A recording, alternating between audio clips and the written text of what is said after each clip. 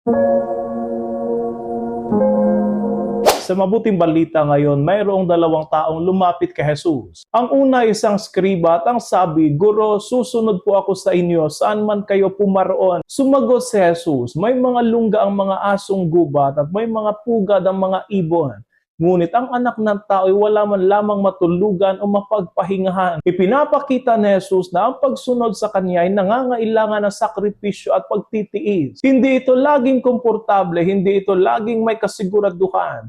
At minsan ay walang katiyakan sa material na bagay. Ngunit sa kabila ng lahat ng ito, ito ang daan patungo sa tunay na buhay. Ang ikalawa ay nagsabing, "Panginoon, maaari po bang umuwi muna ako upang ipalibing ang aking ama?" Sumagot si Jesus, "Sumunod ka sa akin. Ipaubaya mo na sa mga patay ang paglilibing sa kanilang patay." Ang ibig sabihin ni Jesus ay ang pagsunod sa Kanya ay dapat buong puso, walang pagkakantala, at inuuna siya higit sa anumang bagay. Hindi ibig sabihin na pababayaan na natin ang ating pamilya, kundi pinapaalala na ang pagsunod sa kalooban ng Diyos ay higit na mahalaga kaysa anumang makamundong tungkulin. Sa pagsunod sa Kanya, inaanyayahan tayo na ilagay siya sa sentro ng ating buhay. Naway lagi tayong sumunod kay Jesus kahit na ang daan ay hindi madali, sapagkat sa Kanya laging may buhay na walang hanggan.